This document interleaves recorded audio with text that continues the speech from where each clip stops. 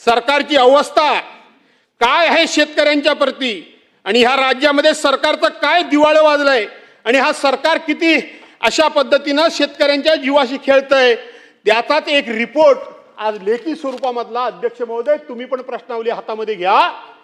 आजच्याच प्रश्नावलीमध्ये सरकारनं लिखित स्वरूपामध्ये या ठिकाणी प्रश्न क्रमांक 29 या विकास ठाकरे आणि बाकीचे सदस्य आहेत त्यांनी विचारलेल्या प्रश्नाला या ठिकाणी मंत्री महोदयांनी उत्तर दिलंय की होय होय राज्यात 1,82,433 कुपोषित बालकं आढळली। हे तुमच्या सरकारचं लिखित उत्तर आहे। ही तुमच्या सरकारची खरी खरी खरी वस्तुस्थिती आणि हे सरकारचं खरं रूप आणि स्वरूप आहे। रूप आणि स्वरूप आहे।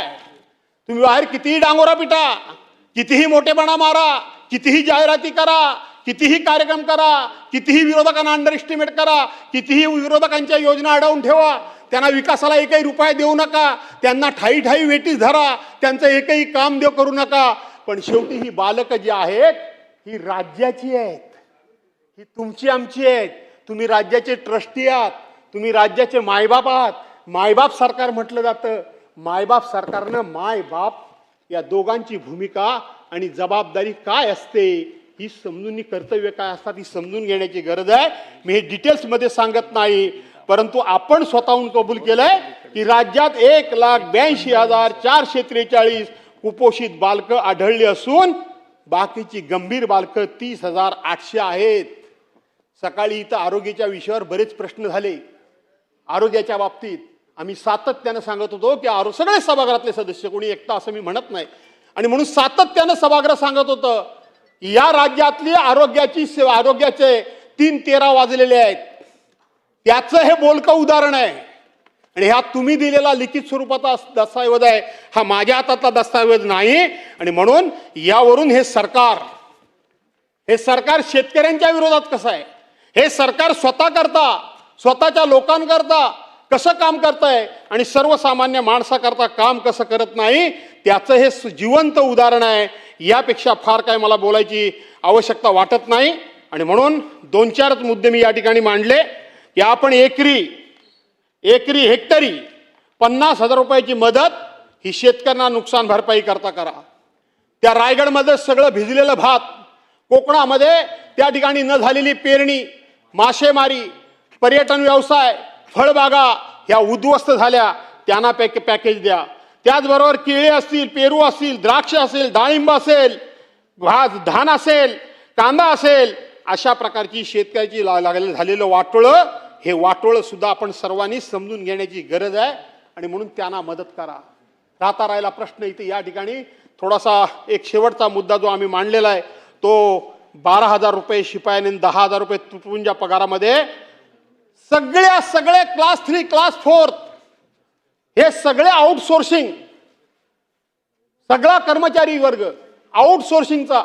एका बाजूला मराठा समाजाला आरक्षण आम्ही देणार काय, ओबीसी मध्ये आम्ही कोण काय त्याच्यात दाखल करणार नाही आणि 17 इतर जाती दाखल केल्या, 1% त्यांचा आम्ही करू देणार नाही। आम्ही जातीला आरक्षण मिळावं म्हणून भांडतोय आणि ज्या जातीचा शेवटचा टप्पा शेवटच्या नोकऱ्या, ह्या नोकऱ्या सरकारने पूर्णपणे संपवलेल्या आहेत। या नोकऱ्या सरकारने पूर्णपणे संपवलेल्या आहेत। या नोकऱ्या सगळ्या आउटसोर्सिंगच्या माध्यमातून सरकारने या ठिकाणी भरायचं काम सपाट्यानं सुरू केलेलं आहे आणि म्हणून सगळ्यांनी सावध राहण्याची गरज आहे। हा सगळा फक्त या ठिकाणी ह्या बोटावरची थुंकी त्या बोटावर खेळवण्याचं काम सरकार करतंय। आणि म्हणून पुन्हा एकदा मी तुम्हाला सांगतो, सिक्युरिटी बोर्डाचं सुद्धा 3-13 वाजलेत। आज सकाळी एक प्रश्न होता, त्या प्रश्नावर आपण जाऊ म्हणून विचार केला होता पण त्या प्रश्नापर्यंत आपण पोहोचलो नाही। माथाडी कामगारांच्या संदर्भातला प्रश्न होता। खरं सांगायला गेलं तर ज्या ठिकाणी आस्थापना असते त्या ठिकाणी माथाडी कामगार असला पाहिजे नियमाप्रमाणे, पण आमच्या कोकणामध्ये एवढा मोठा इंडस्ट्री एरिया आहे, काय करतं काय माथाडी कामगार बोर्ड, काय करतं काय सिक्युरिटी बोर्ड? सिक्युरिटी बोर्डाच्या माध्यमातून त्या ठिकाणी सिक्युरिटी गार्ड घेतले पाहिजेत, परंतु प्रायव्हेट कुठली तरी एजन्सी नेमायचे, त्यांचे गार्ड घ्यायचे आणि आमच्या स्थानिक पोरणा किमान सिक्युरिटी गार्डचं सुद्धा काम जमणार नाही। असं कुठं झालंय? सिक्युरिटी गार्डचं सुद्धा ते काम जमू शकतं। आणि म्हणून या सगळ्या बाबतीत सरकारनं सामान्य माणूस नजरेसमोर ठेवून आजपर्यंतची जी राज्य आम्ही बघितली तो कॉमन मॅन, सामान्य माणूस नजरेसमोर ठेवून योजना आखल्या गेल्या, नजरेसमोर ठेवून.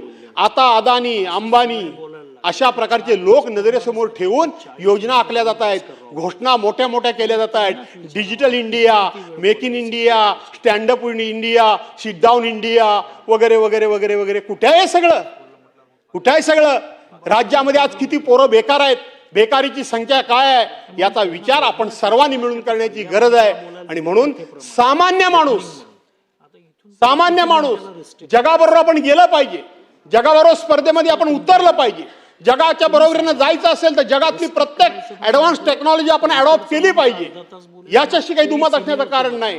पण हे करत असताना सामान्य माणूस काय करणार, सामान्य माणसाचं काय होणार, सामान्य माणसाचा राडघाडगं, संसाराचं राडघाडगं कसं चालणार याचा विचार जर करायचा असेल तर शेतकऱ्याच्या मागे तुम्हाला उभं राहावं लागेल, कामगाराच्या मागे तुम्हाला उभं राहावं लागेल.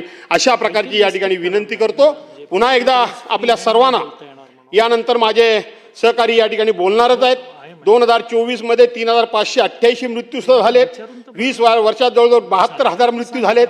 त्या संदर्भामध्ये सुदैवानं मी त्याच्यात मोठेपणा सांगत नाही की ज्या कोकणाचं आम्ही प्रतिनिधित्व करतो त्या कोकणामध्ये ही आत्महत्या करण्याची वगैरे काही लागण अद्यापर्यंत लागलेली नाही. पण योगेशजी, तुम्ही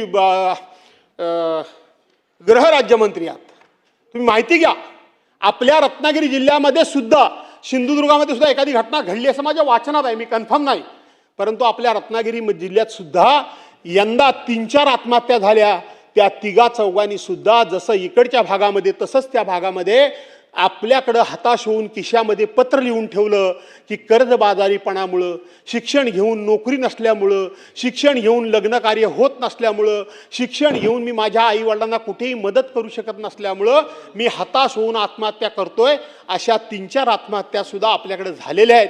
मी त्या आत्महत्या झाला असं अजूनही म्हणायला तयार नाही, पण तरी सुद्धा तुम्ही गृहराज्यमंत्री आहात, माहिती घ्या, तुमची ही जबाबदारी बनते की अशा पद्धतीने जर कोणतरी निराश होऊन, हताश होऊन जर या निर्णयाप्रत जात असेल तर आपल्याला समाज प्रबोधन करावं लागेल. आपल्याला त्या ठिकाणी तू अशा पद्धतीने आत्महत्या करू नकोस. जीवनामध्ये संघर्ष अनेकांच्या वाट्याला येतो, का आपल्याच वाट्याला येतो अशातला भाग नाही. तो संघर्ष आपण करू, परंतु असं सहजासहजी त्या संघर्षाच्या पुढे आपण गुडघे टेकून आत्महत्या करणार नाही. हा आत्मविश्वास त्याच्या मनामध्ये जागवावा लागेल. आणि म्हणून ही जबाबदारी आपली आहे. आपण केवळ राजकारणाकरता एकमेकांवर आरोप टीका करणं त्या तेवढ्या पुरेशा ठीक आहेत, पण कायमस्वरूपी त्याच्यात अडकून पडू नका. तरुण आहात, तुम्हाला जर भवितव्य तुमचं घडवायचं असेल तर ह्या ठिकाणी आरोपातून तुमचं काही भवितव्य घडण्यातलं नाही. मी तुम्हाला आजच सांगून टाकतो, काहीतरी विधायक काम करा, चांगलं काम करा, जे आपल्या कोकणाच्या फायद्याचं आहे, आपल्या कोकणाच्या हिताचं आहे. राज्याचे तुम्ही मंत्री आहात हे मला माहितीच आहे, पण आता मंत्री राज्याचा कुठला कपाळातला राहिलाय, आता जिल्ह्यातला सुद्धा मंत्री राहिला नाही, आता स्वतःच्या मतदारसंघाचाच मंत्री राहिलाय प्रत्येक जण. हा प्रत्येकाला अनुभव असेल आणि म्हणून तुम्ही सुद्धा त्या संदर्भामध्ये विचार करावा अशा प्रकारची विनंती करतो. आणि ह्या 293च्या माध्यमातून या सरकारनं अहंकार सोडावा, मुजोरी सोडावी, शेतकऱ्यांचा उपमर्द करणं सोडावं, शेतकऱ्यांना नांगराला जुंपण्याचं पाप या सरकारनं करू नये, शेतकऱ्यांना मदत करावी आणि शेतकऱ्यांचे आशीर्वाद घ्यावेत अशा प्रकारचा आग्रह करून मी माझे विचार थांबवतो. जय हिंद, जय महाराष्ट्र.